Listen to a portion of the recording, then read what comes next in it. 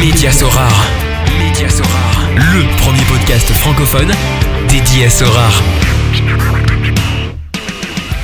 Salut, c'est Mehdi, Magic Mehdi sur Sorare. Je vous souhaite la bienvenue dans cette nouvelle édition du podcast Média Sorare. Média Sorare, c'est un site qui partage des articles d'actualité, des analyses, des astuces, ainsi qu'un service d'accompagnement personnalisé pour ceux qui désirent se lancer ou s'améliorer dans ce jeu. Lors de la précédente édition, j'ai pu accueillir Stéphane, alias Bencode38, streamer Sorare avec sa communauté des ricains et grand spécialiste de la MLS. Et pour cette nouvelle émission, j'ai le plaisir d'accueillir un autre créateur de contenu et spécialiste des Limited, Florent alias Snieg. Salut Florent. Salut Mehdi. Merci d'avoir répondu positivement à mon invitation. Je suis ravi d'être là, ça me fait extrêmement plaisir et je t'avoue que j'attendais ça avec impatience. Ah bah écoute, ça fait très plaisir et pour le coup, j'espère que t'es pas dans un canapé rouge.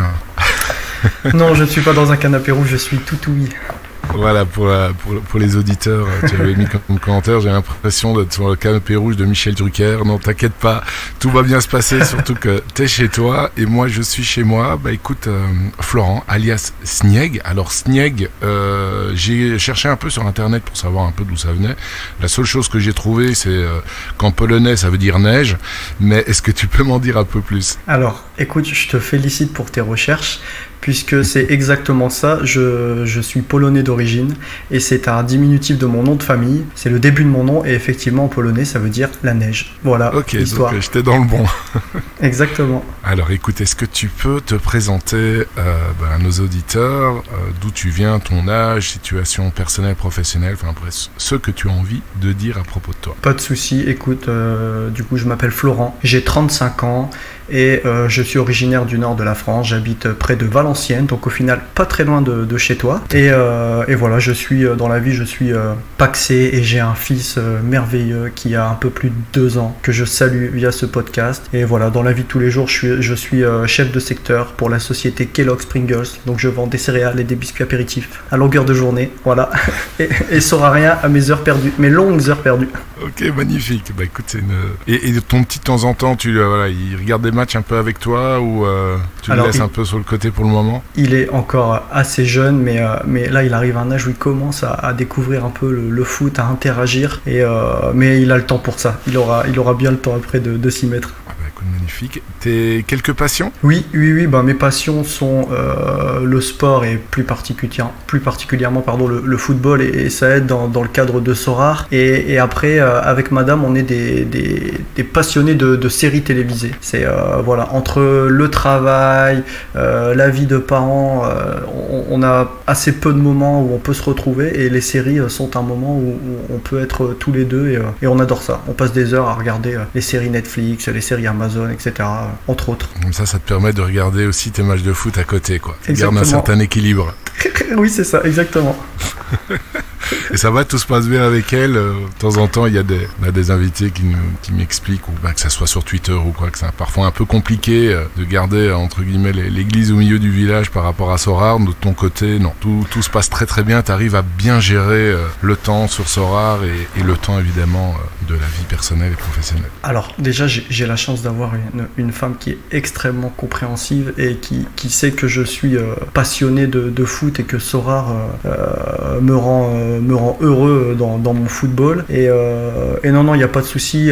Elle a un travail, elle est professeure des écoles, elle travaille beaucoup plus que moi, on va dire, et du coup j'arrive à passer du temps sur Sorare alors qu'elle n'est pas encore à la maison et au final on arrive à garder un équilibre, mais je t'avoue que parfois le point de scission est difficile à trouver parce que le football c'est tout le temps et toujours, surtout avec Sorare, mais de ce côté là j'ai beaucoup de chance. Pratiquant aussi foot ? J'ai été pratiquant football, là je t'avoue que je suis plus proche du jubilé que du début de carrière. Et la paternité m'a un peu... paternité plus Covid, plus isolement. J'ai arrêté le foot en 2019-2020. Sur un carton rouge en plus. C'est pas une bonne anecdote, mais bon. Non, il faut te remettre dedans. Bon, de ton côté, il n'y a pas des fives qui sont en création, là, surtout avec toi et ta communauté. Tu pourrais facilement, je pense, en créer un, non ? À moins qu'il y en existe déjà un, j'en sais rien. Alors, il me semble qu'il y a une team Nord qui s'est créée sur Lille. Après, je t'avoue que je consacre déjà beaucoup de temps à plein de choses et j'aime pas faire les choses à moitié. Du coup, j'ai pris le parti de ne pas être à l'initiative de ça. Mais par contre, si un jour je peux aller les rejoindre, je le ferai avec grand plaisir. Mais sinon, sur Valenciennes, il n'y en a pas. Mais il me semble qu'il y en a un qui s'est créé sur Lille. Et fan de quelle équipe ?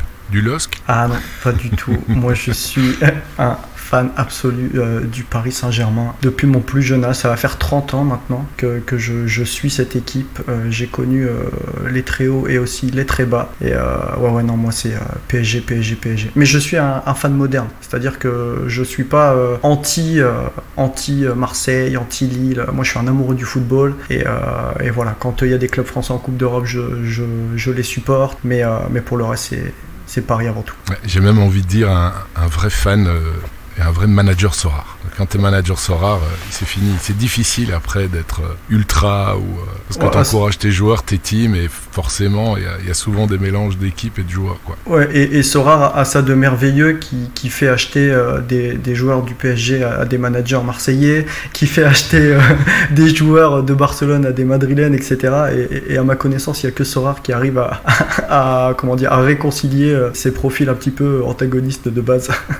Ouais, je suis tout à fait d'accord avec toi. Bah écoute, on va attaquer justement ton aventure Sorare. Alors comment est-ce que tu as connu ce jeu ? Eh bien figure-toi, grâce au PSG en réalité, parce que tout part du monde de la crypto. J'ai appris que le PSG lançait il y a un peu plus de 2 ans maintenant son fan token via Chiliz, et j'ai cherché au départ à me procurer ce fan token en tant que grand fan du PSG, et puis de fil en aiguille je me suis retrouvé dans la crypto, et puis je découvre Sorare par l'intermédiaire notamment d'un live Twitch sur une émission, je sais pas si tu connais, qui s'appelle Cryptost, qui relie les projets crypto. Et c'était un live où il y avait Brian O'Hagan, je crois. Et à partir de là, l'aventure démarre. Je me dis tiens, donc du football, de la crypto, je pense qu'il y a quelque chose qui peut me plaire. Et ça part de là. Et pour tout te dire, au départ, j'ai failli ne pas rester en fait. C'était une époque où on était en plein pump crypto, et les frais de gas fee, comme on appelle ça, étaient extrêmement élevés. Tu sais, je veux mettre 100 € pour tester, et je m'aperçois qu'il y a 35 € qui vont dans les gas fees. Je dis waouh, qu'est-ce que c'est que cette taxe? Et puis du coup j'ai laissé tomber, j'ai joué en mode gratuit. À l'époque on avait le droit à 8 GW gratuites seulement, et finalement je suis revenu, j'ai commencé à me renseigner un petit peu plus, je me suis mis dedans, j'ai vraiment investi de l'argent en avril 2021, et c'est de là que tout a commencé. Et t'étais déjà familier au monde de la crypto, ou bien t'es vraiment arrivé sur le PSG fan token grâce au fait que tu étais fan du PSG? Non, je suis arrivé vraiment mes premiers euros dans la crypto, c'est mes fan tokens. Avant je connaissais la crypto, mais j'étais resté extérieur à ce monde-là, sans trop m'y intéresser. Ça a été une grande erreur d'ailleurs, mais non, c'est vraiment la crypto est arrivée par le fan token. Okay. Et donc tu as dû te renseigner, ouvrir un compte. Tu les avais achetés sur quelle plateforme? Je me rappelle qu'il y avait ça sur Binance. Ouais, mais j'ai acheté sur l'application du site Chiliz directement. Et à partir de là, si tu veux, j'achète ça en octobre 2020. J'achète pour une centaine d'euros. Et puis je regarde un petit peu l'application, comment ça évolue. Et je m'aperçois qu'en mars, mes tokens ont fait x5. Je dis waouh, qu'est-ce qui se passe? Et du coup, de manière très pragmatique, je cherche à les récupérer. Donc je m'y intéresse un peu, je regarde des tutos, je m'aperçois qu'il faut créer un compte sur un exchange, et je le crée. Et à partir de là, je dis mais ça a l'air intéressant. Et puis je me suis mis dans la crypto, j'ai farmé des ETH, et après j'ai découvert Sorare qui permettait de faire vivre ces ETH par le football, et ça m'a vachement intéressé du coup forcément. Ok. Donc tu t'es inscrit à quel moment? En mars 2021? Alors je m'inscris le 20 mars 2021. C'est la date d'anniversaire de madame pour l'anecdote. Mais ce jour-là, comme je te dis, je m'inscris. J'ai dû en entendre parler une fois avant, mais je m'y intéresse pas plus que ça. Et c'est vraiment le point de départ de l'aventure Sorare, c'est quand Brian va chez Cryptost. Et d'ailleurs pour préparer le podcast, je suis retourné écouter cette fameuse émission. Et voilà. Et de là je m'y intéresse. Il présente le projet, je trouve ça hyper cool. Et là je me dis il faut investir. Et je me rappelle avoir investi sur des joueurs totalement inconnus. J'ai fait, je pense, toutes les erreurs possibles et imaginables dans Sorare. Mais quand je te dis toutes les erreurs, c'est acheter sur le marché secondaire sans savoir qu'il y a des enchères, poser une enchère alors que je pense acheter la carte. Tu sais, à l'époque, tu te souviens, mais l'interface de site et tout, c'était pas comme maintenant. Pas du tout. Mais finalement, mon aventure, elle se passe plutôt bien, malgré toutes ces erreurs. Et tu as investi combien combien? Est-ce que tu as tout investi en même temps ou bien tu as vraiment étalé ton investissement au fur et à mesure? Non, j'ai étalé mon investissement au fur et à mesure.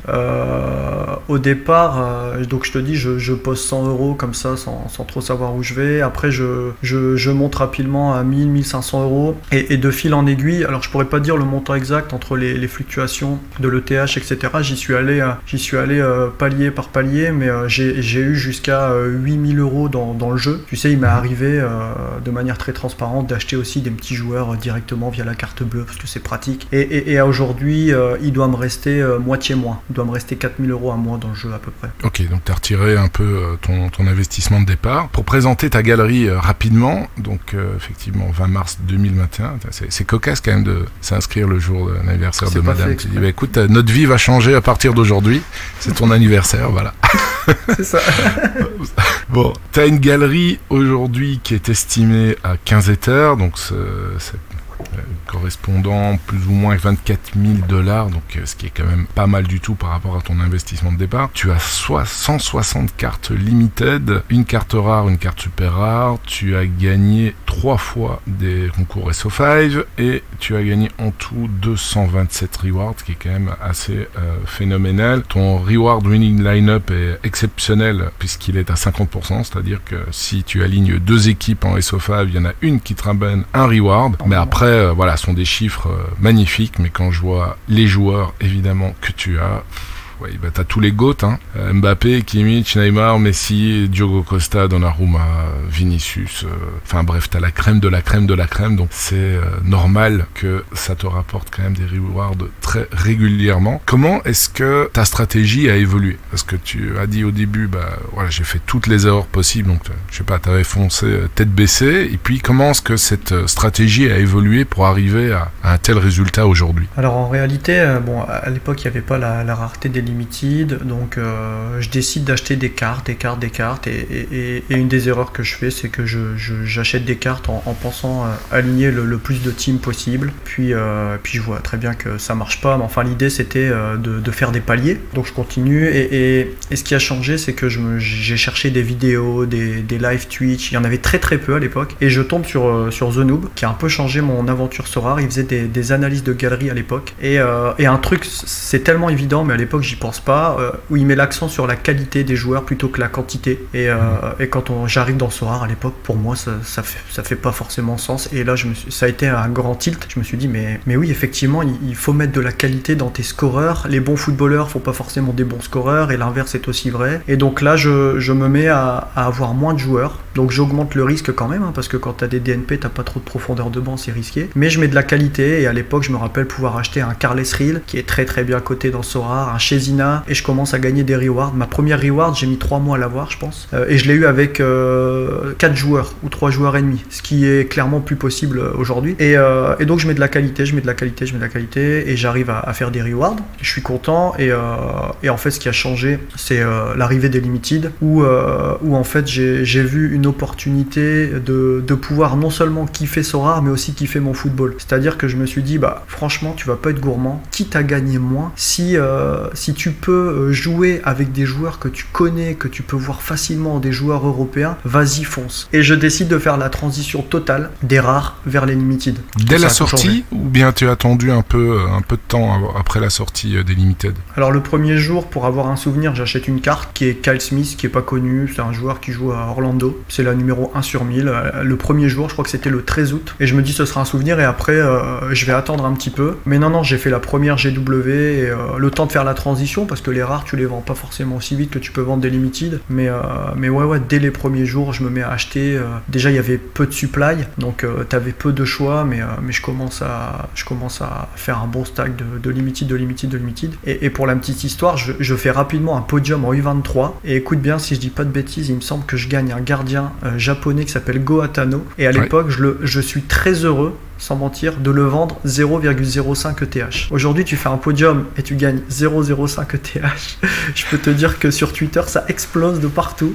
Mais j'étais content. Et, non, ça a été très très vite. Et ça a tout changé. Ça a changé clairement mon aventure Sorare. Ouais, mais à l'époque, 0,058 ETH, il valait vachement plus qu'aujourd'hui. Hein. Si j'ai bonne mémoire, c'était environ x3, au moins 2 fois plus qu'aujourd'hui. Donc c'est comme si tu avais un reward un peu plus de 0,12. C'est vrai que pour un podium, je sais pas, je connais pas du tout le marché maintenant des limited parce que je n'y suis pas. Donc tu es plus à même à dire si effectivement aujourd'hui ça ferait une grosse différence ou pas. En vérité, c'est toujours bien. Hein. C'est, comme tu dis, en euros, ça valait beaucoup plus. Mais aujourd'hui, sur un podium U23, tu peux gagner du Mbappé, tu peux gagner du Jota. C'est 0,6 ETH. Mbappé, c'est 1,4. Même si l'euro, la valorisation en euros a baissé, tu restes sur des choses beaucoup plus intéressantes et beaucoup plus valorisées. Et donc, tu as fait le switch. Donc, tu as tout vendu. Tu as décidé, même plus de garder quelques joueurs en rare pour viser les paliers. Non, c'était vraiment le focus 100% sur les limited. Bah oui, clairement, parce que j'avais le budget pour être... tu sais, on dit il vaut mieux être un gros chez les petits qu'un petit chez les gros. Et j'avais clairement la possibilité d'être un gros chez les petits, entre guillemets, la rareté limited.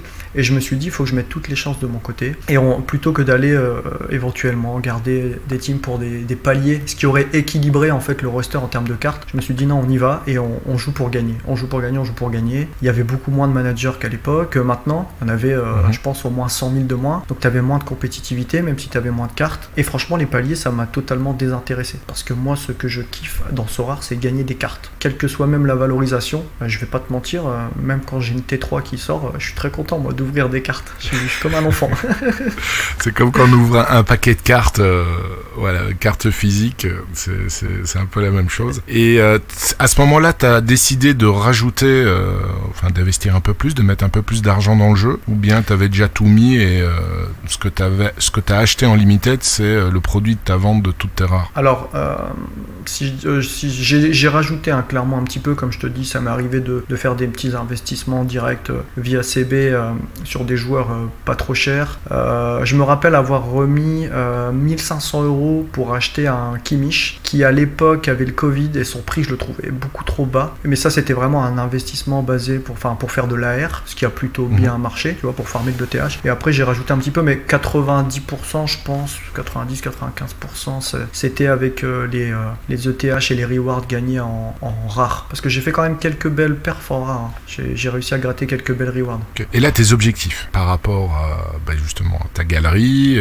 c'est continuer ce que tu es en train de faire. Quels sont tes objectifs? Est-ce que c'est un moment rebifurquer peut-être vers les rares? Alors, à vrai dire, si tu m'avais posé la question en juin, je t'aurais donné des objectifs de valorisation de TH, des ambitions de galerie, ce que j'avais. Sauf que récemment, j'ai pu prendre la mesure que le jeu était devenu compétitif, ultra compétitif. Je m'y attendais. Mais moi, ce que je veux avant tout, c'est kiffer. Tu vois, j'adore regarder mes joueurs pendant les matchs. Donc en fait, si tu veux, en termes de valorisation ETH, comme je te le dis, pour moi, l'aventure, elle est réussie. Ce que je veux, c'est continuer de kiffer et d'ouvrir des packs, on va dire, enfin pas des packs, mais d'ouvrir mes rewards et de gagner des cartes. Tu vois, par exemple, récemment, il y a eu une GW où on pouvait gagner un maillot. J'ai fait partie du top 30, je suis super heureux. Donc voilà, c'est continuer. On pose souvent la question pourquoi tu vas pas sur les rares, parce que j'arriverai jamais à prendre autant de plaisir que je peux avoir en limited. Même si je suis arrivé au plafond, si tu veux. Je suis arrivé au plafond, c'est pas du tout les mêmes investissements. Je me vois pas avoir une belle équipe rare, alors que j'ai les meilleurs joueurs en limited. Et tu vois, typiquement, l'objectif de Nicolas, c'est vraiment de faire fusionner les fans avec leurs équipes, tu vois, de leur faire vivre le football. Moi, en tant que fan du PSG, je peux m'acheter tous les joueurs du PSG en limited. En rare, j'aurais jamais ce plaisir.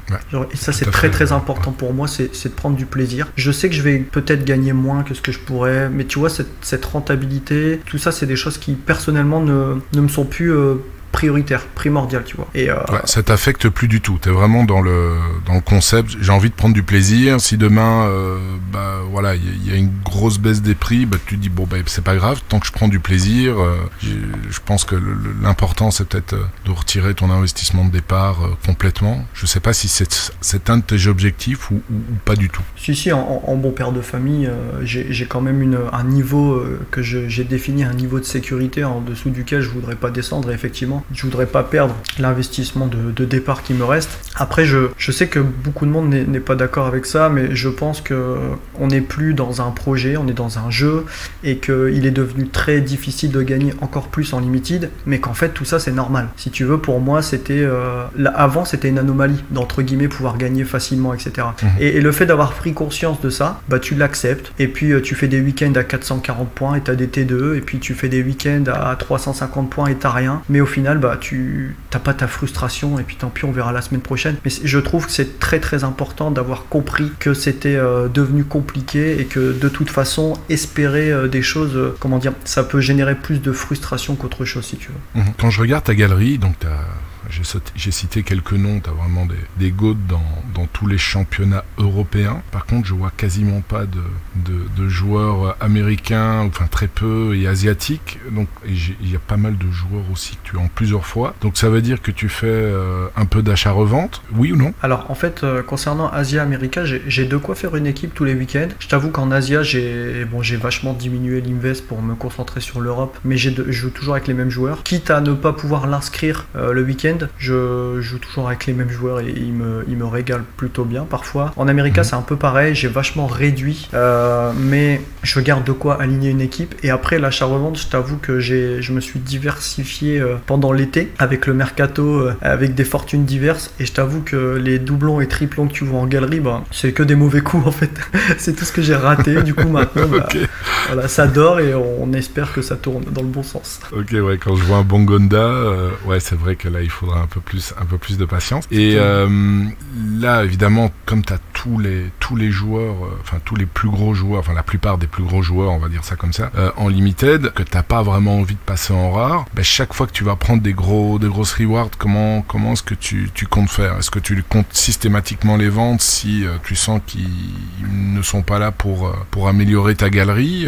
Quelle est ta stratégie par rapport à ça? En réalité, il y a quelque chose à considérer cette année, c'est qu'on est dans une année très très particulière de football, ce qui fait que là sur les premières GW, je dois adapter ma stratégie à ce que je vois. On commence à avoir du recul, tu vois, dans les championnats européens, on a fait 5 ou 6 journées de championnat, on commence à voir un petit peu des patterns qui peuvent s'installer sur des rotations, mais après le rythme va s'accélérer, donc il faut adapter sa stratégie. Et quand je te dis ça, c'est par exemple là, pas plus tard qu'hier, j'ai rajouté vachement de profondeur avec des joueurs qui ne jouent pas l'Europe, si tu veux, pour éviter des éventuels DNP, etc. Après, gagner des rewards, soit c'est une reward qui est dans ma shortlist et dans ce cas-là je vais la garder parce qu'elle va me donner de la profondeur. Et par rapport justement à cette année de football assez exceptionnelle, les match-ups sont très très très très très importants, ils sont toujours importants, mais encore plus dans ces semaines où il y a des matchs tous les 3 jours, soit la reward ne me sert pas, et dans ce cas oui je vais la vendre et je vais aller stocker mes ETH ou éventuellement l'investir dans un nouveau sport qui va arriver sur Sorare, par exemple. On en parlait un peu tout à l'heure. Oh là, c'est chaud. Donc voilà, on a abordé ton sujet de prédilection, évidemment, que c'est les limited. Comme tu disais tout à l'heure, évidemment le marché a un peu évolué, ça devient de plus en plus compliqué. Il y a pas mal on voit de plus en plus de tweets, de messages, de frustration de la communauté. Il y en a beaucoup qui sont en train de faire la transition vers les rares. Qu'est-ce que tu penses, toi, de tout ça? Est-ce qu'ils ont raison? Est-ce que tu trouves que c'est un peu trop tôt? Quel est ton avis par rapport à tout ce qui se passe depuis la reprise des championnats, où il y a pas mal de gens qui ont poussé des gueulantes? En fait, ce qui se passe, c'est que les gens sont beaucoup dans l'émotion, parce que ça génère des émotions, et que déjà il y a une gestion des émotions qui est parfois compliquée, et on arrive à la gérer avec l'expérience, mais c'est pas toujours facile. Ce qui s'est passé pendant cette trêve internationale en limited, c'est que beaucoup de monde s'est renforcé, et en fait ce que les gens n'avaient pas forcément anticipé, c'est qu'on n'a pas monté d'un étage au niveau de la compétitivité. C'est qu'entre le mois de juin, la Ligue des Nations et la reprise, on est monté de 3, 4, 5 étages tout de suite. Tu t'es retrouvé avec beaucoup de monde qui avait pu s'équiper des très bonnes cartes. Donc déjà ça c'est la première chose. Et là on tombe des nues parce qu'on se rend compte que bah oui super, on a un super stack, mais il y en a plein qui l'ont, et du coup ça fait augmenter la compétitivité. Ce que je pense, c'est qu'il faut aller là où on est heureux. Tu vois, c'est un jeu, c'est censé nous procurer des bonnes émotions, et si on se sent pas bien parce qu'on est frustré, parce qu'on ne comprend pas que avoir 350 points ça garantit pas une reward, si on ne comprend pas que on n'a pas le droit à un remplaçant, on comprend pas qu'il n'y ait pas plus de reward, que ce soit pas mieux valorisé, enfin tu vois, si ça génère de la frustration et qu'on se sent mieux sur un côté safe, c'est-à-dire une team palier où on sait qu'on va gagner peu mais qu'on va peut-être les gagner régulièrement, il faut y aller. Après je considère qu'il y a énormément d'impatience, et moi ce que j'essaye surtout de discuter sur ma chaîne, c'est que en fait on est à la frontière en ce moment dans Sorare entre le projet et le jeu Sorare, et en fait on a les deux mondes, en fait les deux communautés qui s'affrontent, entre les gens qui sont arrivés dans un jeu avec l'esprit de jeu et qui savent qu'ils ont finalement peu de chances de gagner, parce que c'est ça la réalité, tu as beaucoup plus de chances de ne pas gagner que de gagner des rewards, et c'est normal. Et tu as tous ces gens qui sont arrivés quand c'était encore un projet où il y avait de grands espoirs de rewards, tu sais, d'avoir des belles valorisations, et qui ne comprennent pas que ça c'est terminé. Et moi c'est ça que je veux montrer, c'est que on est dans le jeu, et il faut vraiment accepter que la compétitivité c'est la norme, pas l'inverse. Même si le jeu n'est pas abouti, même si on peut améliorer, on peut fignoler, c'est tout à fait normal que ce soit très très dur. Raison pour laquelle Sorare a développé des nouveaux gameplay, depuis l'été, hein, ils ont balancé plusieurs annonces. Quand tu disais en introduction que tu pouvais uniquement, en s'inscrivant en 2020-2021, en tout cas au début, on pouvait participer qu'à Wii Game Week à titre gratuit, on va dire ça comme ça, et qu'aujourd'hui ils ont développé l'académie, encore plusieurs nouveaux gameplays justement pour les débutants. Donc clairement ils ont mis l'accent sur jouer gratuitement à Sorare, mais également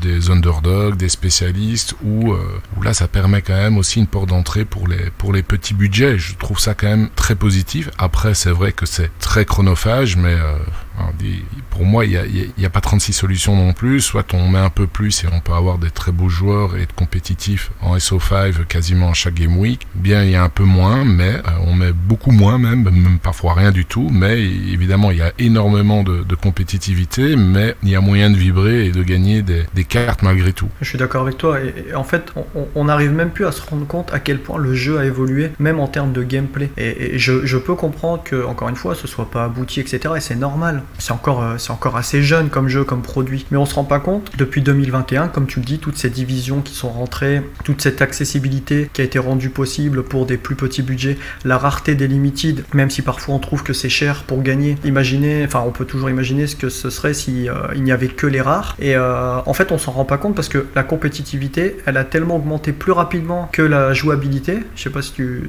comprends ce que je veux dire. Du coup on met en avant cette frustration, et c'est hyper dur, mais c'est normal que ce soit dur, et malgré tout Sorare travaille, et encore une fois je suis pas là pour faire avocat de Sorare, etc., mais si tu veux, je me suis rendu compte, tu en parlais tout à l'heure, que ces dernières semaines on a beaucoup vu le verre à moitié vide, et moi j'ai aussi envie de montrer que le verre il est à moitié plein, et parfois plus que plein, et qu'il faut se rendre compte de la chance qu'on a aussi de faire partie de cette aventure. C'est quelque chose qui est pas facile à développer, qui tend à se développer plutôt très très bien, et il faut s'armer de patience, et parfois de beaucoup de patience, mais il y a de quoi s'éclater dans le jeu, et on a de belles années de football et d'autres sports devant nous, je pense. Et comment est-ce que tu réagis, parce que je présume que étant donné que tu es exclusivement sur le marché des limited, ta communauté en grande partie est également dans les limited, comment est-ce que tu réagis, parce que tu dois certainement avoir parfois des remarques, des frustrations, des choses comme ça. Quand tu leur dis écoutez les gars, non, c'est d'abord le jeu, qu'est-ce qu'ils te répondent? Alors déjà, j'évite de trop interagir sur Twitter, parce que je trouve que Twitter c'est le meilleur et le pire des réseaux sociaux, si tu veux. Non, je parle exclusivement vraiment pour ta chaîne, pour Twitch, la chaîne, quand tu fais tes lives. Ouais. En fait, vraiment avec ta communauté. Moi, ce que je partage surtout avec la communauté, c'est leur faire prendre du recul, tu vois.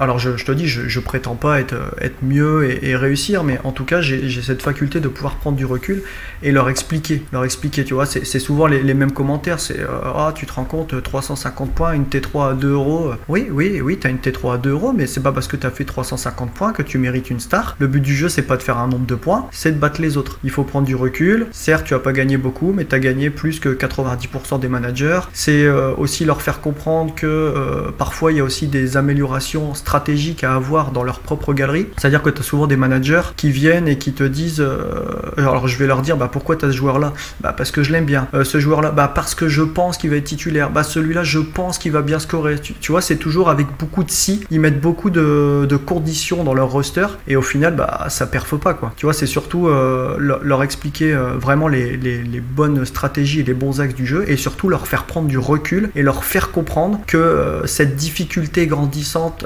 dans le jeu est quelque chose de normal et qu'il faut absolument accepter. C'est très très important. Et c'est parfois long, hein, c'est parfois des débats, tout le monde n'est pas forcément d'accord et je suis pas là pour dire j'ai raison, mais je trouve qu'on est trop peu encore à faire comprendre que on n'est plus dans un projet, on est vraiment dans un jeu et un jeu c'est difficile, c'est très très difficile. Et quand tu vois le marché des rares, c'est un peu, je vais pas dire que c'est similaire au marché des limited parce que ce n'est pas le cas, mais il y a aussi cette compétition évidemment qui a fortement augmenté, donc les gens qui partent sans rare, quand il y a certains qui veulent farmer de l'Ether, le mieux c'est de viser avec des teams paliers et honnêtement il y a moyen d'avoir des teams paliers pas chers en faisant des bonnes recherches avec des joueurs qui peuvent scorer de temps en temps, surtout quand ils ont dépassé les 32, 33, 34 ans. Là c'est beaucoup plus abordable et ils sont entre guillemets rentabilisés plus rapidement, mais il y a aussi toute cette compétition en rare qui augmente aussi, donc après quand tu vois en pro où on peut mettre 2 SR, t'as tous les managers, là vraiment les vraies baleines avec des SR monstrueuses qui se mettent évidemment en D3 parce que c'est plus intéressant de gagner des très belles rares que des S1, des tiers 1 pardon en SR parce que le marché est beaucoup plus liquide en rare évidemment qu'en super rare et comme tu dis ça fait partie du jeu et les personnes qui ont du mal avec ça parce qu'ils ont investi telle ou telle somme, le mieux c'est qu'ils fassent au plus vite pour essayer de retirer une somme qui puisse leur permettre ensuite de profiter du jeu sans avoir cet arrière-pensée de oh mon dieu mais ça fructifie pas assez quoi. Exactement et en fait même si c'est imparfait, en fait le jeu il est là, on le connaît, c'est un produit, il est comme ça, on sait que c'est des équipes de 5, on sait que les gros joueurs ils vont mieux perfer que les petits, on le sait, en fait on le découvre pas au fur et à mesure de la GW. Donc là où je te rejoins totalement, c'est si on n'est pas à l'aise, si on est hyper frustré parce qu'on a investi beaucoup, on a le sentiment qu'on doit recevoir beaucoup, peut-être qu'il est temps effectivement de retirer, de retrouver une aisance tranquillement avec le jeu, parce qu'encore une fois le but du jeu c'est pas de faire péter les plombs, d'être nerveux, d'être frustré, à mon avis c'est pas du tout l'objectif de Sorare et je pense qu'il faut s'adapter parce que pour le coup le jeu il est ce qu'il est, il va évoluer, il va grandir, mais on connaît les règles et il faut les accepter et la compétitivité, je mets l'accent dessus, c'est quelque chose de normal qu'il faut absolument accepter le plus vite possible, je pense.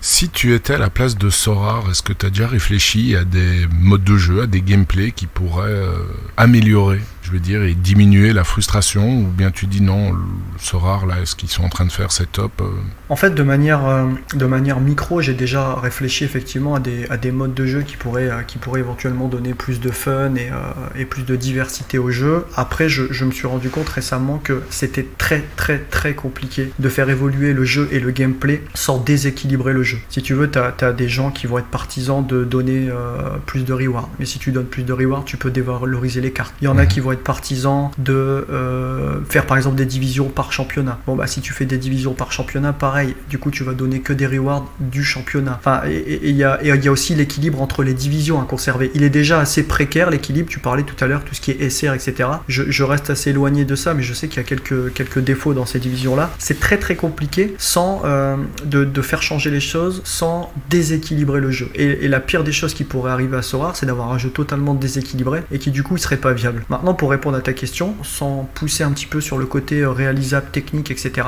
Moi, j'adorerais avoir des compétitions avec plus de joueurs jouables, du SO8 ou du SO11, tu vois, même si on pourrait me rétorquer que forcément il faut plus de cartes, donc plus de budget, certes, mais de toute façon, même avec peu de cartes, c'est quand on a plus de budget, on a plus de chances de gagner. Mais ça peut être des modes de développement honnêtement. Après, j'aimerais bien des compétitions long terme. Tu vois, il y a une chose qui revient pas sur Sorare Data et qui, moi, me manque, c'est les SD Cup, où tu affrontes sur des thématiques un manager et tu avances round après round jusqu'à aller en quart de finale, demi-finale. Je trouve que c'est des choses hyper intéressantes qui pourraient être à développer. Et après, j'attends vraiment de Sorare pour nous connecter avec notre monde du football, plus de compétitions où on peut gagner des expériences, tu vois, comme ils avaient fait gagner le Classico, comme ils font gagner des maillots. Je trouve que là, on est encore très très loin de ce qu'on peut faire. C'est trop peu, voire inexistant. Et pour le coup, j'attends beaucoup de Sorare sur ce point. Tout à fait. Je te suis parfaitement là-dessus. Je reviens un peu au gameplay. Qu'est-ce que tu penses du nouveau gameplay par rapport aux secondes divisions des 5 gros championnats? Bah écoute, moi, de la même manière que les nouvelles divisions permettent diverses entrées dans le jeu et pour des plus petits portefeuilles de base, je considère que les secondes divisions sont des opportunités énormes. Tu vois, après, j'ai pas creusé en profondeur le marché, mais je trouve qu'il y a des opportunités énormes pour dénicher des bons scoreurs dans des divisions un petit peu moins huppées, un petit peu moins capées. Donc ça, je trouve ça très très cool. Tu vois, pour aller rivaliser sur de l'AS. Bah écoute, oui, de la même manière que une équipe full Corée, full Japon, sans leur faire offense, peut gagner une AS, bah là tu pourrais gagner avec une full deuxième division, pourquoi pas. Donc ça, je trouve que c'est hyper cool. Et en plus, géographiquement, enfin moi je me suis jamais senti aussi proche de Sorare que depuis qu'ils ont sorti Valenciennes. Tu vois, je suis fan du PSG. Pour autant, j'ai acheté toutes les numéros 1 sur 1000 de Valenciennes, tu vois. Donc ça, je trouve ça hyper cool dans la notion d'expérience, même si je sais que c'est pas ce que cherchent forcément en premier les managers, mais je veux vraiment mettre l'accent sur le fait qu'il y a énormément de nouvelles opportunités de dénicher des bons joueurs pour être compétitifs, pour des prix qui me paraissent plus abordables. Et donc en achetant toutes les 1 sur 1000 Valenciennes, c'est plus ton cœur qui parle, c'est le côté collection. Alors, et puis voilà quoi. Ouais, là je t'avoue, si je peux me permettre une parenthèse personnelle, c'est Valenciennes, c'est à côté de chez moi et ça me permet de rendre hommage à ma maman qui était fan absolue de Valenciennes, qui n'est plus, mais du coup je la garde auprès de moi à travers ces petites cartes là. C'est vraiment l'aspect collectible, même s'il y a 2-3 joueurs, je t'avoue, qui sont très compétitifs, notamment un gardien, Gauthier Larsonneur, qui est très très bon, tu pourras aller regarder. Mais voilà, c'est plutôt là, c'est le cœur, la collection qui ont parlé pour cette équipe. Ok, super. Qu'est-ce que tu as dit? J'ai une dernière question par rapport au marché des limited, sauf si tu as d'autres points que tu veux évidemment amener. Le marché. Alors le marché fluctuant, mais c'est radical. Déjà en rare, quand il y a des rumeurs, des choses comme ça, ben oui, ça peut faire du x2, voire parfois du x3 ou inversement. Mais limited, c'est assez radical, quoi. C'est des explosions dans tous les sens. Qu'est-ce que tu penses de ça, et est-ce que c'est pas un peu un handicap pour celui qui n'a pas énormément de temps à passer sur Sorare? Parce que voilà, il suffit que tu sois pas à l'affût d'une nouvelle positive ou négative pour un de tes joueurs, et puis tu rates un train et puis c'est fini, quoi. Je pense que tu as raison. Moi qui y passe des heures et des heures, j'ai déjà raté des infos qui m'ont fait dégringoler une carte d'un joueur.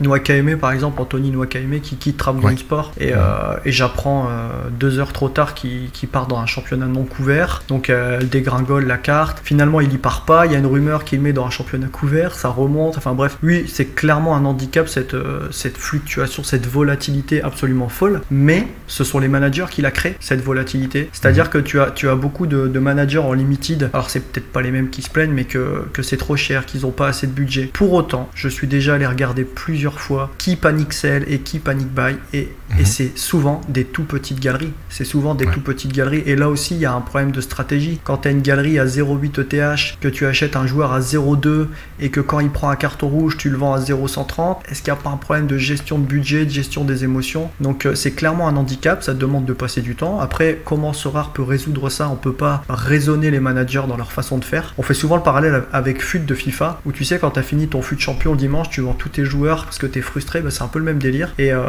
oui, non, c'est ça si tu veux. Et il suffit de voir le mercato qu'on a passé en limited, où le moindre tweet de Fabrizio Romano pouvait faire exploser une carte pour des rumeurs qui parfois n'ont pas abouti. Tu peux regarder les courbes de Cody Gakpo qui partira pas, finalement il part pas, et c'est fou, c'est un handicap. Ouais, ou Van Aken aussi, Van Aken qui était à, moi je parle de rare, je connais pas les prix en limited, c'était pareil, qui était à 2 Ethers, il y a des cartes qui sont vendues à 0.4, donc divisé par 5 sur base d'une rumeur qu'en quoi il est parti à West Ham, et après voilà, il y en a qui ont fait le pari et ils ont bien fait, mais ouais, c'est similaire à l'exemple que tu viens de donner. Comme tu dis, pour le coup c'est des paris, et je peux comprendre encore sur des transferts, quand tu as un joueur ultra compétitif, tu sais qu'il va partir dans un championnat où il le sera beaucoup moins, je peux comprendre que ça fasse peur. Par contre en limited, tu as trop des panic sells sur des petites blessures, sur des expulsions, alors qu'une expulsion, c'est un match de suspension, peut-être 2, c'est parfois trop prononcé, mais c'est aussi des opportunités, c'est-à-dire que celui qui comprend le marché des limited, celui qui est très proche de son football, il sait qu'en regardant les matchs, si jamais il y a un expulsé, il y a une opportunité d'achat. Moi j'ai déjà fait,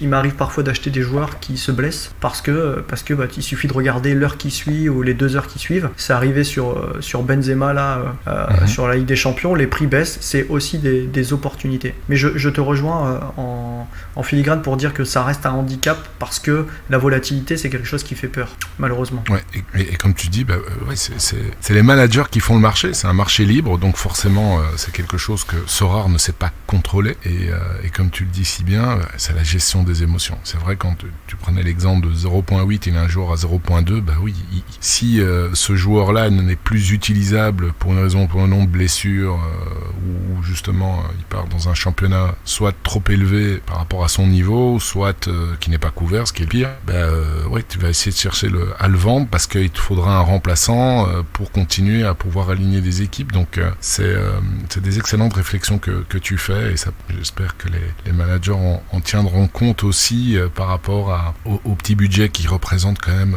la grande majorité des managers sur Sorare, et qu'il faut pas panic buy et panic sell, quoi. Exactement, il faut tempérer un petit peu et laisser du temps au temps, parce que c'est la meilleure arme, c'est le temps en fait, surtout pas la réaction à chaud, voilà, c'est ça. Quand on a fait une contre-perf, on éteint l'appli, on éteint le site, et on se donne un petit peu du temps tranquillement avant de faire des bêtises. Voilà, et pas toujours regarder la valeur de sa galerie, on le dit souvent avec les invités, mais c'est vraiment ça. Il faut kiffer le jeu, jouer, et ne regardez pas trop les fluctuations, parce qu'il y en aura toujours dans un sens ou dans l'autre. Alors ça tombe bien que t'en parles, si tu peux je vais juste me permettre cette petite aparté, c'est qu'il y a aussi beaucoup de managers qui veulent jouer sur les 2 tableaux, l'AR et le SO5. Sauf qu'en fait, tu peux pas jouer sur les 2 tableaux en permanence, c'est-à-dire que quand tu achètes une carte pour du SO5, tu dois pas tellement regarder son évolution de prix, en fait. Tu peux regarder de loin, mais si tu l'as acheté pour jouer la saison, ou pour jouer plusieurs GW, tu vas l'aligner.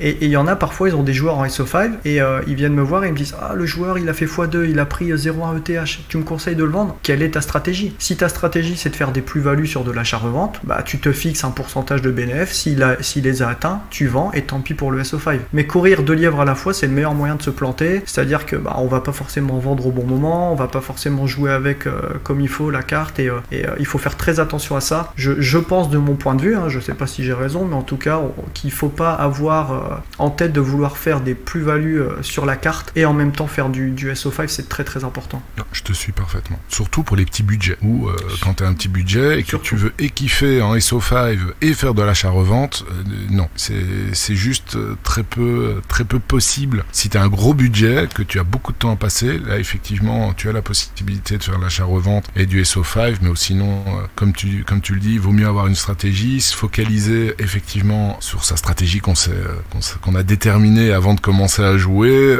et s'y tenir un maximum. Mais c'est vrai que souvent j'ai des questions: ah tiens, j'ai autant de budget, je voudrais faire un peu de ceci, un peu de cela. Je dis, dans un premier temps, essaye, tu peux faire un peu d'achat-revente, etc. Mais alors alloue un certain pourcentage de ton budget de début, et le reste tu le fais SO5, ou inversement, si la personne veut surtout faire de l'achat-revente et avoir quand même une équipe pour, par exemple, prendre des paliers ou aligner en All-Star Limited, que sais-je, mais vouloir tout faire, comme tu dis, c'est le meilleur moyen de se perdre. Exactement, je suis tout à fait d'accord.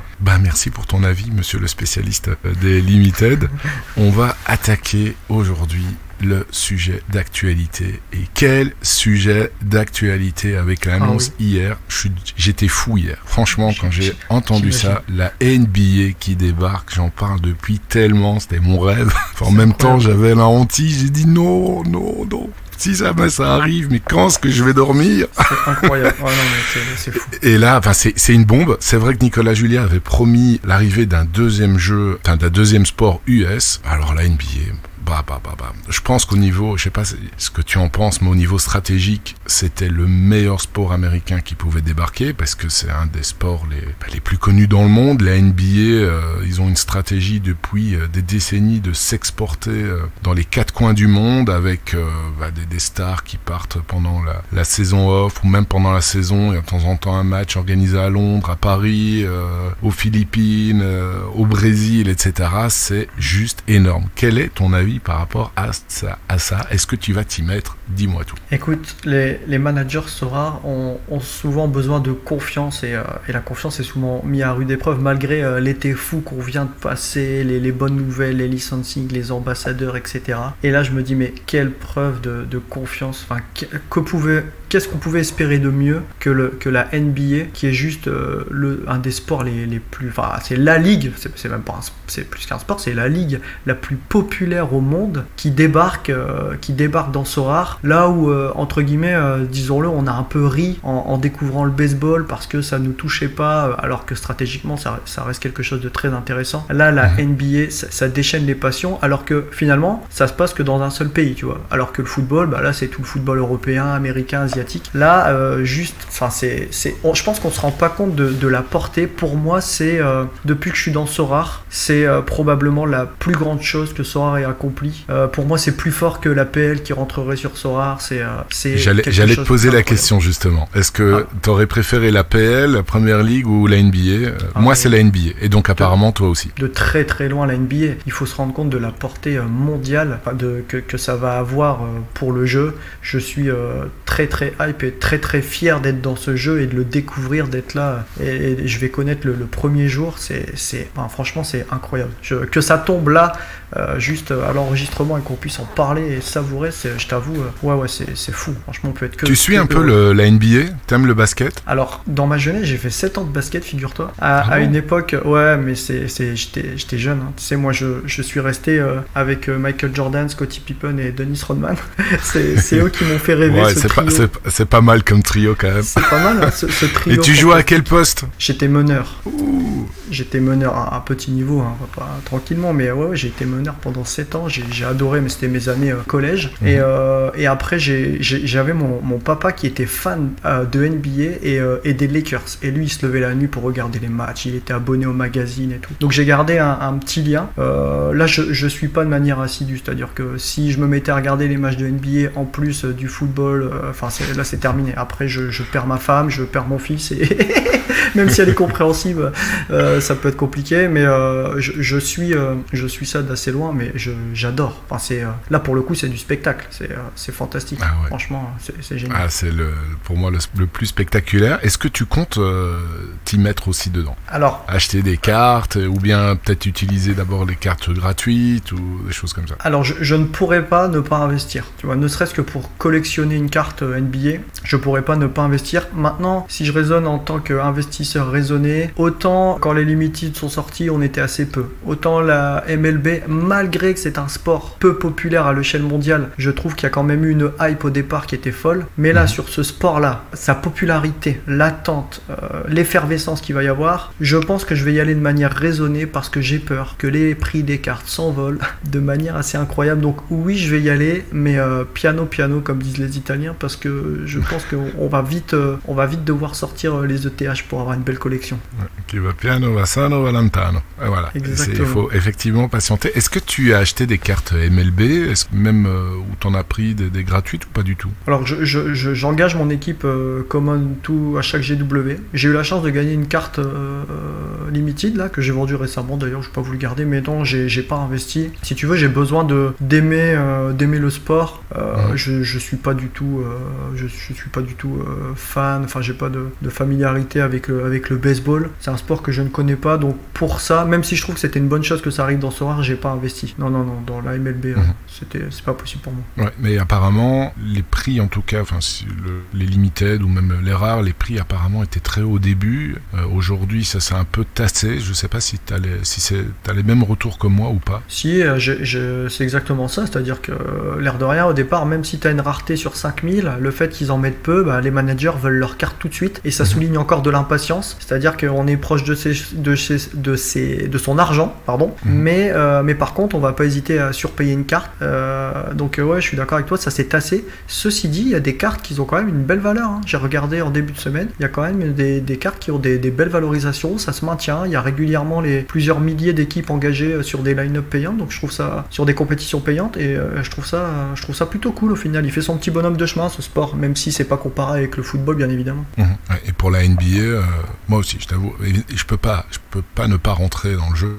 Je suis en train de réfléchir, est-ce que je vendrais pas une partie de ma galerie en foot pour réinvestir dans le basket, mais j'ai le même constat évidemment que toi, c'est ok, on a eu l'exemple MLB où les prix s'envolent, où ça se tasse un peu, et pourtant c'est pas un sport ultra populaire, ça n'a rien à voir avec la NBA, et là j'ai peur que les prix s'envolent, donc je suis un peu tiraillé entre je vais observer le marché, et de l'autre côté, il me faut absolument la carte de ces joueurs de ce joueur-là, pour commencer le SO5 le plus rapidement possible, donc bon, j'ai le temps encore un peu de réfléchir jusqu'au lancement du marché. Bon, ils avaient dit l'automne, en même temps l'automne ça peut être dans 13 jours, enfin à partir du 21 septembre, comme la fin de l'automne aussi, donc c'est la saison, si je me rappelle bien, commence à la fin octobre. Je crois que c'est ça, c'est en octobre. Ouais, 20, un truc comme vers le 20 octobre, donc ouais, ça se rapproche quand même à grands pas, mais quelle news incroyable. Il faudrait que je fasse quelque chose avec un podcast. Là, je pense que de temps en temps, j'inviterai des managers pro NBA, parce que c'est vraiment le sport qui m'éclate le plus et qui va me poser plus de problèmes, parce que comme tu dis, voilà, il faudra gérer l'aspect familial, personnel, professionnel. La gestion du temps devient compliquée. C'est clair, c'est très compliqué. À moins de diminuer le nombre de joueurs au foot, et tu dis, bah voilà, j'aligne autant d'équipes, pas plus, et j'ai pas plus de joueurs, donc finalement, tu ne vas pas trop te casser la tête pour choisir tes joueurs à chaque game week. C'est en pleine réflexion, mais... Super news, t'as fait un live hier ou aujourd'hui pour en parler avec ta communauté ou pas encore? C'est un peu trop tôt. Alors à vrai dire, j'ai fait un live hier, avant la news, donc j'ai pas eu l'occasion d'en parler avec eux. La news, j'ai livé le matin, la news est tombée l'après-midi, donc non, j'en ai pas parlé avec eux, mais j'ai vu énormément d'échanges. Enfin, pour le coup, c'est full positif les réactions, tout le monde est emballé et autant la MLB c'était oui bon voilà ça m'intéresse pas trop, autant là tu sens que les gens sont prêts à mettre la main à la poche, à avoir leur carte, même s'il faut attendre le gameplay, et d'ailleurs je me demande vraiment, c'est un peu la même réflexion que toi, mais dans la compétitivité actuelle du football et tout, est-ce qu'il faut s'amputer de cartes de foot pour aller les mettre sur le basketball? Ça va être, comme tu dis, on va être tiraillé un petit peu. Totalement même, vraiment totalement. Et puis si on peut vivre des expériences en live, comme pour le foot, même effectivement il y a encore beaucoup de taf à faire, Sorare, pour vraiment relier le côté virtuel au réel. S'ils arrivent à faire ça avec la NBA, t'imagines, voilà, tu vas avoir tel match NBA aux États-Unis, surtout pour nous Européens. Moi j'ai eu la chance d'aller plusieurs fois voir des matchs NBA, mais c'est pas donné non plus à tout le monde, et c'est vrai que si quelqu'un a la possibilité de gagner comme ça une expérience pour aller voir un match NBA, c'est juste incroyable, quoi. Clairement, moi qui suis jamais allé, ce sera avec grand plaisir. Bon, on y reviendra plus tard.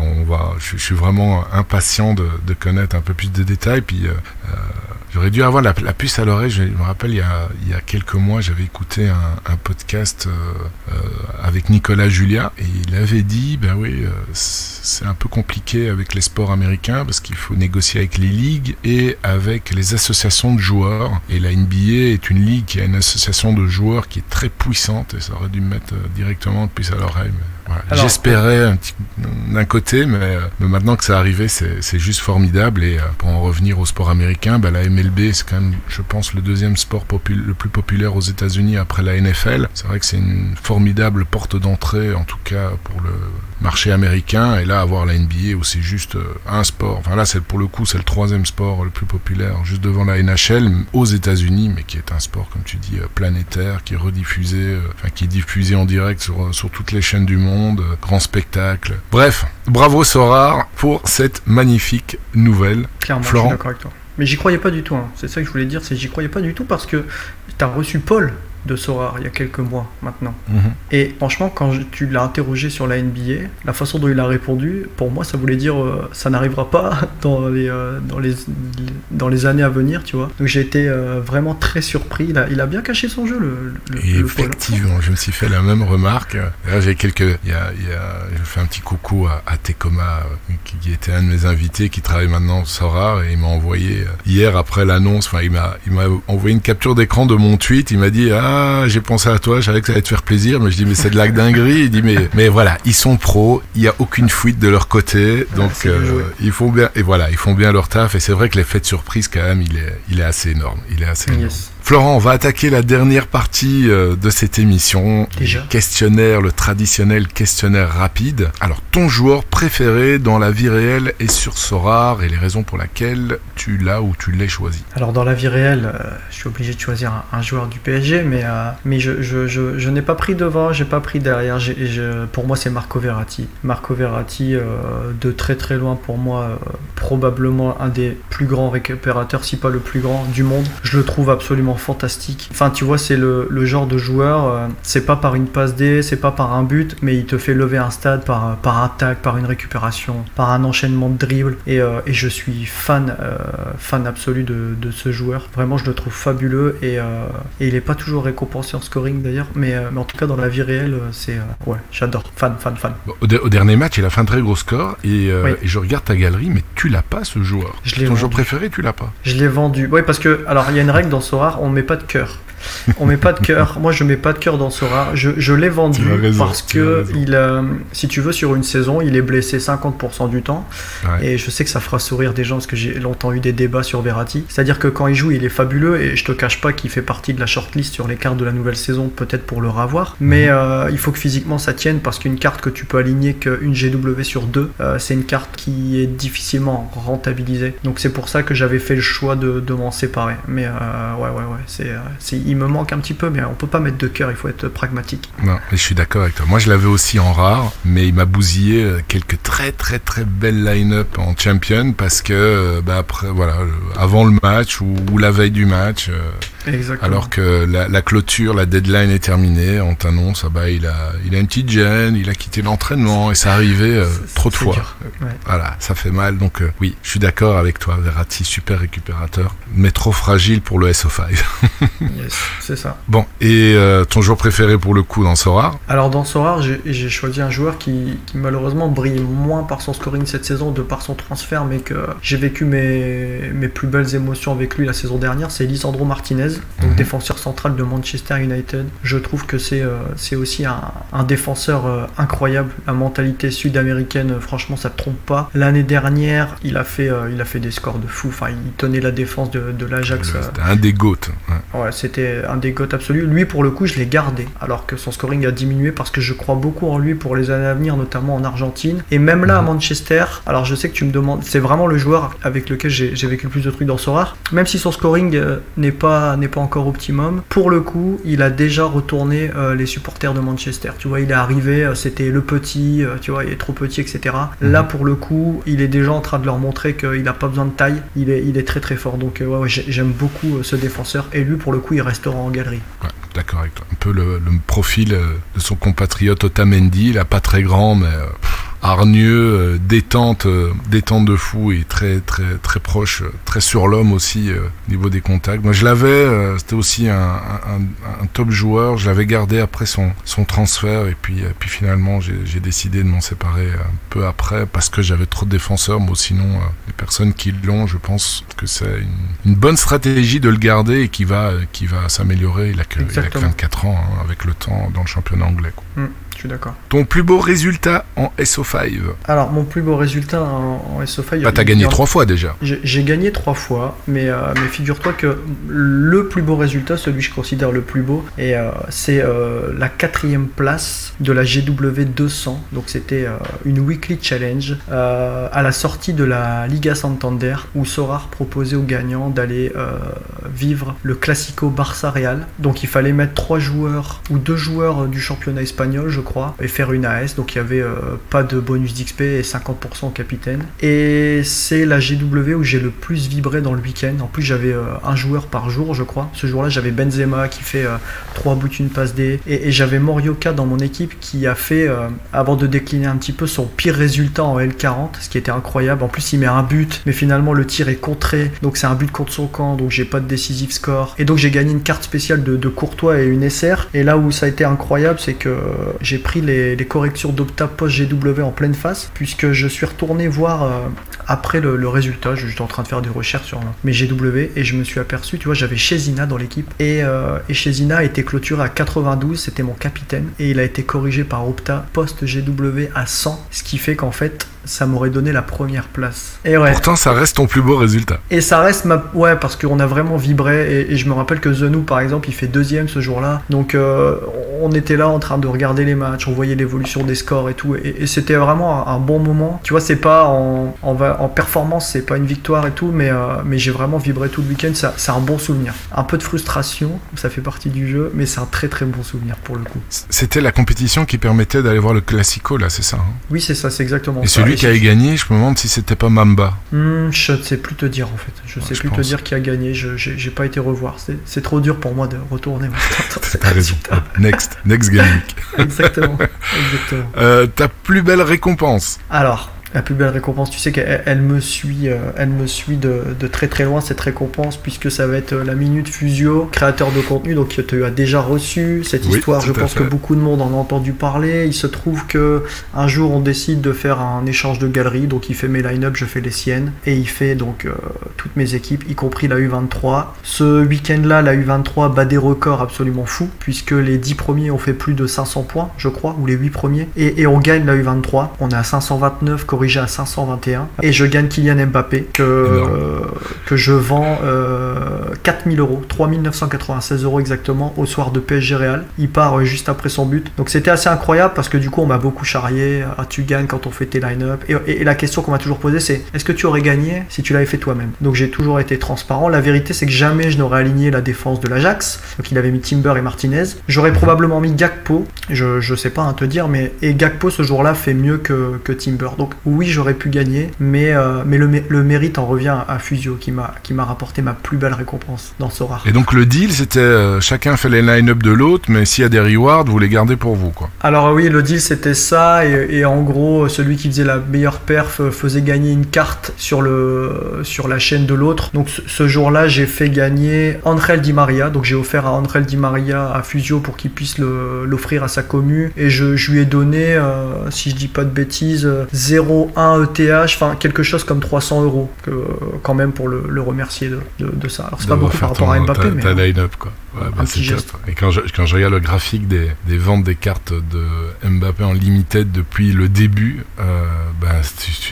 4000 €, c'est vraiment la fourchette très très très très haute. La carte la plus chère en limited s'est vendue à 4600 € si on parle, non, 4750 € si on parle en euros. Magnifique opération, ça. Ah oui, c'était incroyable.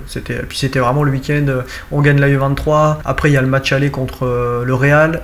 Donc la carte elle est en vente. Il marque à la 92e minute sur son but. Quelqu'un l'achète sans discuter. Bon, après ça a été un peu plus dramatique pour le PSG et pour mes émotions, mais on connaît la suite. Mais en tout cas, d'un point de vue Sorare, c'était une semaine assez folle, ouais, clairement. Surtout que c'était un but absolument sublime qu'il avait. Oui. Bon, l'autre pendant, malheureusement ton plus mauvais souvenir? Alors, j'en ai pas mal, parce qu'il n'y a pas que des belles histoires, mais après, c'est ça qui forge aussi l'expérience, des mauvaises ventes, des mauvais coups. J'en ai pris un récent, puisque, comme tu as pu le voir dans ma galerie, j'ai une SR de Ines Ike. Donc, Sorare a voulu tester une SR Kick-Off, une division que j'ai ouvertement critiquée à sa sortie. Mais plutôt que d'être totalement bête, je me suis dit, je vais la tester.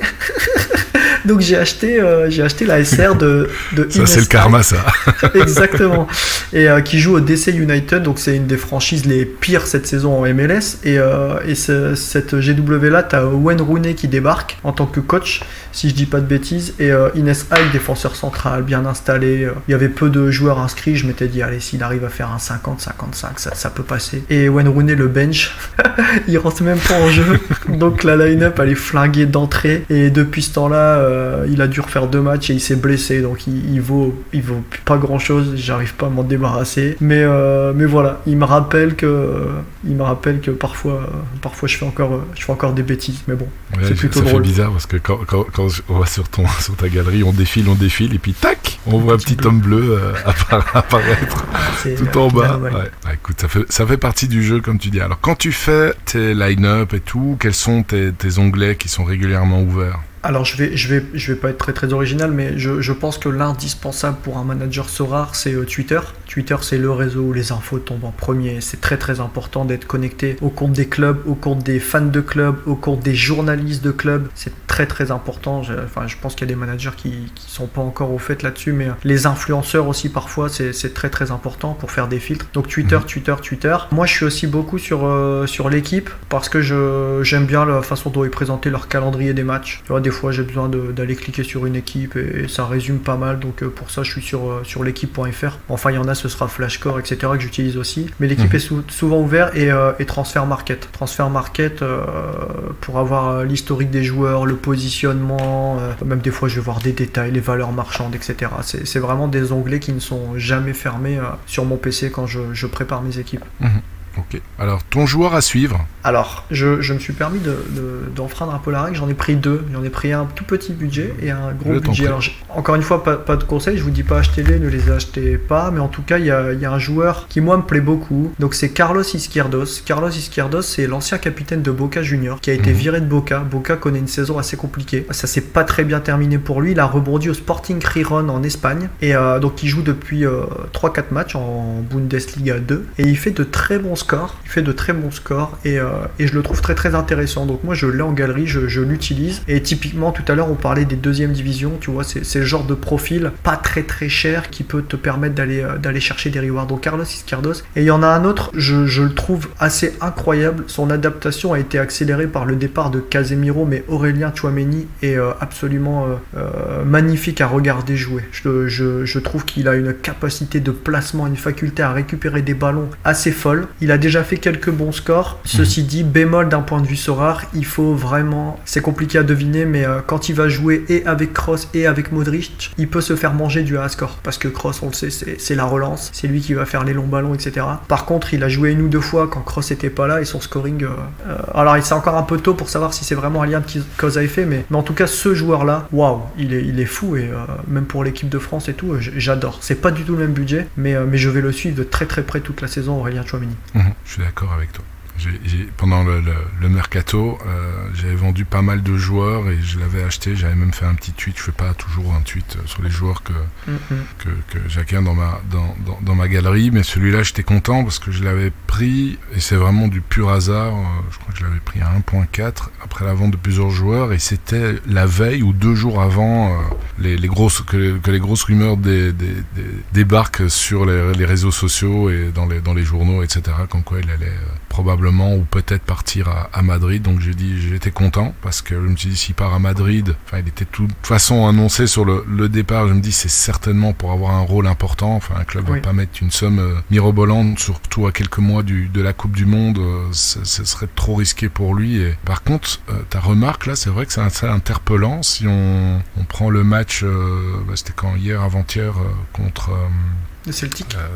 C'était contre qui qu'ils ont joué? Le Celtic Glasgow en Ligue Contre des le Champions. Celtic, voilà, exactement. Il a pas fait un score, non, son AA est pas terrible. Moi, je l'avais aligné en pensant qu'il avait fait le même score que contre Betis Séville, où il est quasiment à 90, alors qu'il a pas une action décisive. Mais ouais, très gros joueur. Et Izquierdoz, il y en avait beaucoup quand j'alignais encore une équipe América. De temps en temps, c'était un peu le cheat code. Pendant toute une période, c'était un peu l'équivalent de Kikuchi en América. Il faisait des scores de fou. Mais je ne savais pas, comme je suis plus du tout le championnat américain, je ne savais pas que c'est suite en fait à un différend qu'il a atterri à Rijon. Ah si, ça a été compliqué. Bon, moi j'ai suivi malgré moi parce que j'ai pris la douille de prix. Hein. J'ai décidé de le garder du coup. Et voilà, badaboum, les secondes divisions arrivent et du coup il redevient utile et il a déjà fait des une très fois beaux 100. scores. Ouais, il est intéressant. Super, comme quoi, tu vois, patienter. Exactement. Voilà. Parfois, c'est bien mieux que faire du panic-sell. Bah écoute, merci pour toutes tes réponses. Alors, on va terminer par les questions de tes followers. On a quand même beaucoup abordé de sujets qui sont repris dans ces questions. Là, par exemple, il y avait Tutsun89 qui te demandait NBA or not.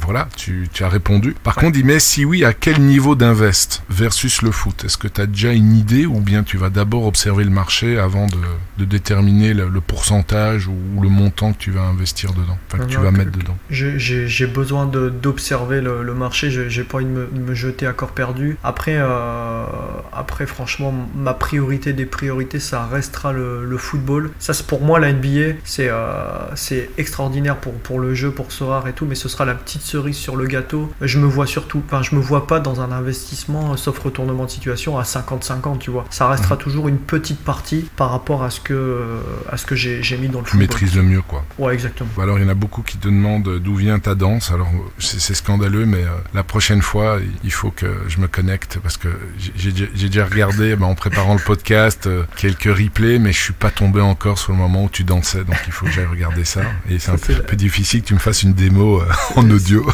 C'est compliqué, mais c'est un peu la marque de fabrique. Ma chaîne a pour vocation à donner beaucoup de légèreté au jeu.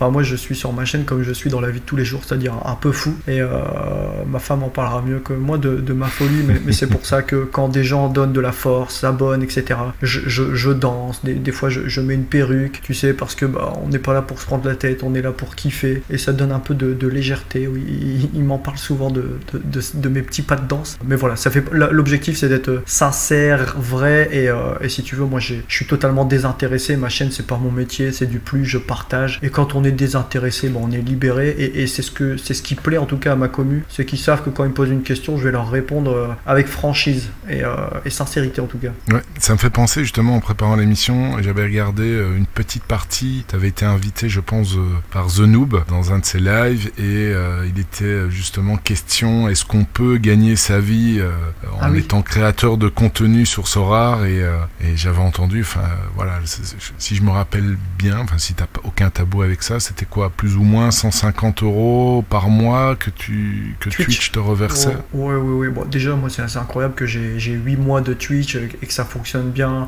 On est toujours plus de 100 sur les lives. Enfin, pour moi, c'est vraiment que du plus, quoi. Si tu veux, comme je te disais tout à l'heure, Twitter, c'est très limité en termes d'expression. Donc, moi, j'aime bien mettre des émotions dans ce que je dis, ne pas être limité en caractères, mettre des intonations. Et les revenus Twitch, les abonnements, ça me donne à peu près entre 150 et 200 € par mois. On est très loin d'un salaire qui paye les factures de la maison. Hein. Oui, surtout avec l'augmentation des prix de l'énergie. Exactement. C'est moi qui vais rendre de l'argent. Ça fait un excellent resto avec madame, non? Ah oui. Mais pour tout te dire, la vérité, je pense qu'ils en parleraient s'ils pouvaient, mais l'essentiel de ce que je gagne en revenu Twitch est redistribué à la commu via des giveaways de cartes des parfois. Giveaways, Mais j'essaie de faire des petits concours où ils doivent mettre la main à la pâte, c'est-à-dire que j'essaie de moins donner le facteur chance, tu vois, c'est des petits concours où ils doivent faire des équipes par exemple avec ma galerie, ou parfois il m'est arrivé aussi de leur offrir des maillots. La dernière fois je leur ai lancé un défi, si on a tant d'abonnés, vous choisissez le maillot que vous voulez et puis il a commandé à la boutique.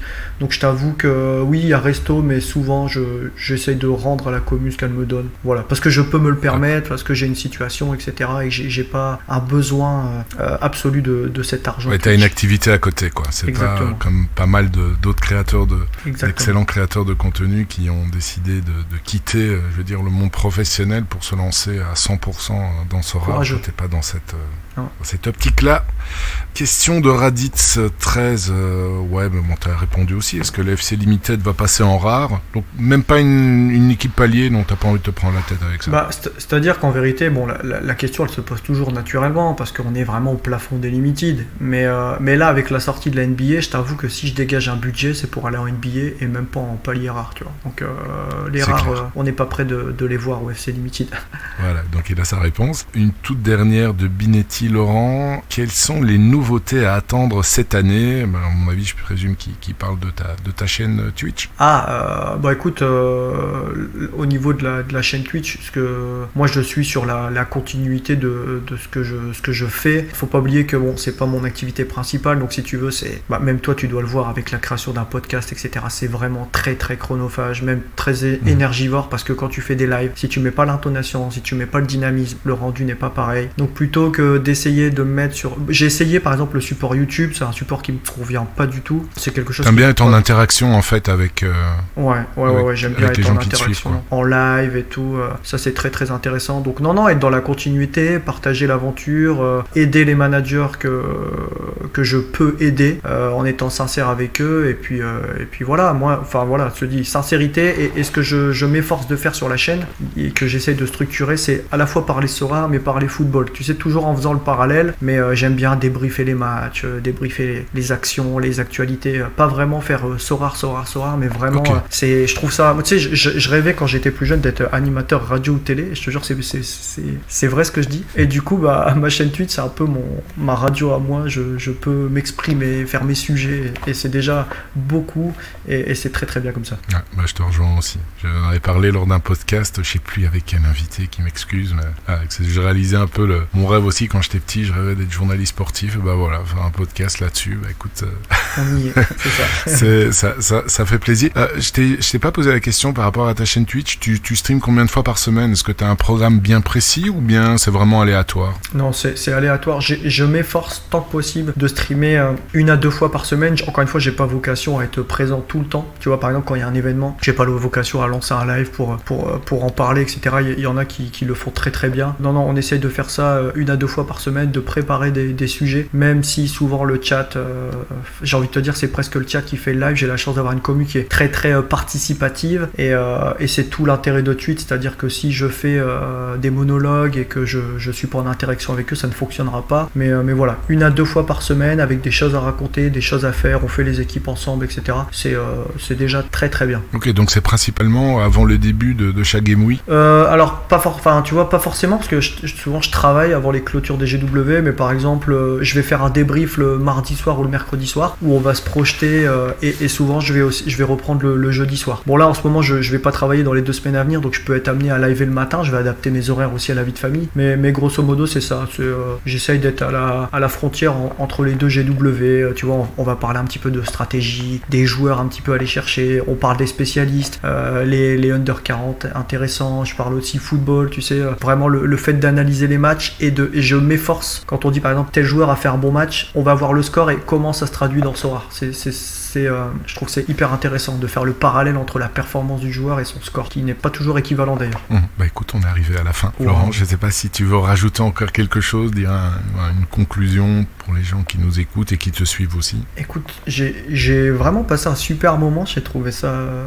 ça passe très très vite, l'air de rien. Ça fait 1h30 quand même. Mais ouais, non, c'est très très... C'était super. Et voilà, moi, le message vraiment que je veux faire passer en conclusion, et on en a déjà parlé pendant tout le podcast, mais voilà, soyez patients, ce jeu est censé vous apporter des bonnes émotions, pas l'inverse, donc voilà, restez maître de vos émotions, kiffez, prenez du recul et l'aventure n'en sera que plus belle. Mais en tout cas, merci infiniment pour cette invitation.